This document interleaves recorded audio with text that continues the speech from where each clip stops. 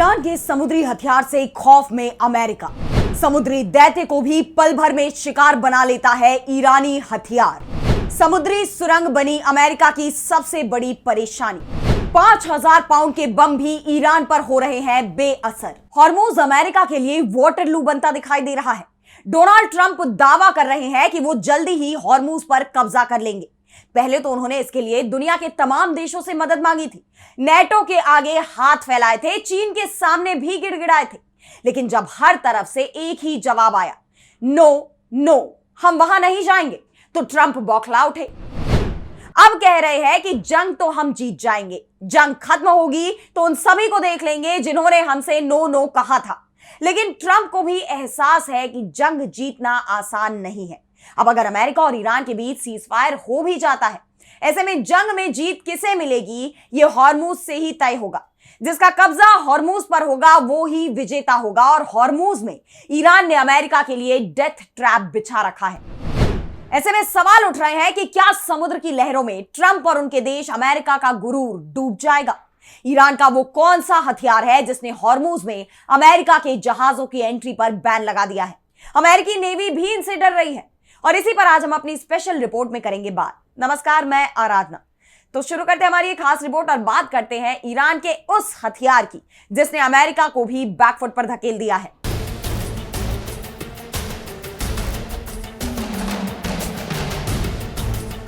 तो America Israel के साथ मिलकर स्ट्रेट ऑफ हॉर्मुज में ईरान की नाकाबंदी तोड़ने की कोशिश कर रहा है। पहले उसने इसके लिए दूसरे देशों से मदद भी मांगी थी, लेकिन हर तरफ से एक ही जवाब मिला, जब जंग शुरू की तब बात क्यों नहीं की। और अब जब जंग में फंस चुके हैं तो फिर दूसरे देशों को भी इस जंग का हिस्सा क्यों बना रहे हैं? बात शांति की होती, सीजफायर की होती, मध्यस्थता करने की होती, ये बातें तो समझ में आती। लेकिन ट्रंप चाहते हैं कि दूसरे देश भी अपने जंगी बेड़े को हॉर्मुज भेजे और ईरान के हमले का वो भी सामना करे, यानी ईरान के खिलाफ जंग में दूसरे देश भी शामिल हो जाए। ट्रंप इसके लिए तर्क दे रहे हैं कि हॉर्मुज से जो तेल और गैस की सप्लाई होती है उसका फायदा तो पूरी दुनिया को होता है। एशिया और यूरोप को सबसे ज्यादा फायदा होता है। एशिया, जहां हॉर्मुज स्ट्रेट से सबसे ज्यादा कच्चा तेल मंगवाया जाता है, वहीं यूरोप में गैस की सप्लाई के लिए यह सबसे महत्वपूर्ण रास्ता है। ट्रंप को उम्मीद थी कि उनके बुलावे में अधिकांश देश इस जंग में शामिल हो जाएंगे, लेकिन हकीकत ट्रंप की उम्मीदों के उलट सामने आई है। कोई भी देश हॉर्मुज में अपने जहाज भेजने को तैयार नहीं है। अब हम बात करते हैं कि कोई भी देश हॉर्मुज में अपने जंगी जहाज भेजने को तैयार क्यों नहीं है, इस सवाल की तो अमेरिका को उसके दोस्त भी अंगूठा दिखा रहे हैं। आखिर ऐसा क्या है हॉर्मुज में जो कोई भी अमेरिका के साथ जाने को तैयार नहीं है? दरअसल ये बात तो आप जानते ही हैं कि हॉर्मुज गलियारे की चौड़ाई सिर्फ 32 किलोमीटर है। ऐसे में यहां से निकलने वाले जहाज पर ईरान के तट से आसानी से नजर रखी जा सकती है। लेकिन यहां बात नजरों की नहीं बल्कि हमले की है। खाड़ी की भौगोलिक स्थिति अमेरिका की सबसे बड़ी चिंता का कारण बनी हुई है। खाड़ी की भौगोलिक स्थिति और ईरान की खतरनाक मिसाइलें हॉर्मुज स्ट्रेट में अमेरिका की सबसे बड़ी चिंता का कारण बन चुकी हैं। ईरान के ड्रोन, स्वाम, माइंस और बैलिस्टिक मिसाइलों ने इस इलाके को दुनिया का सबसे खतरनाक डेथ ट्रैप बना दिया है। यहां दुनिया की सबसे ताकतवर नेवी भी बेबस नजर आती है। यहां की भौगोलिक स्थिति और ईरान की सैन्य तैयारी ने एक ऐसा चक्रव्यूह बना दिया है जिसे भेदना अमेरिका और इजराइल तो क्या, पूरे नेटो के लिए भी नामुमकिन हो गया है। और यही वजह है कि नेटो के देश भी यहां आने से डर रहे हैं, क्योंकि यहां सबसे बड़ी चुनौती इस जलमार्ग की चौड़ाई है।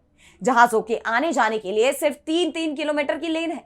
ऐसे में अमेरिका के भारी भरकम एयरक्राफ्ट कैरियर, जिन्हें दुनिया समुद्र का सुल्तान कहती है, यहां पर आकर वो असहाय शिकार की भूमिका में रह जाते हैं, क्योंकि इन एयरक्राफ्ट कैरियर को मुड़ने के लिए ही कई किलोमीटर का घेरा चाहिए होता है, जो हॉर्मुज में उन्हें नहीं मिल पाता। और दूसरा, इस पूरे इलाके में बड़ी बड़ी पहाड़ियां हैं जो ईरान की ट्रक माउंटेड मिसाइल खलीज फारस के लिए आसान निशाना बन जाते हैं। लेकिन ईरान के जिस हथियार से अमेरिकी नेवी के मन में सबसे ज्यादा डर है, वो है ईरान की छोटी छोटी नाव। दरअसल ईरान ने हॉर्मुज में अमेरिका के लिए हॉर्नेट नेस्ट यानी मधुमक्खियों का छत्ता तैयार किया हुआ है।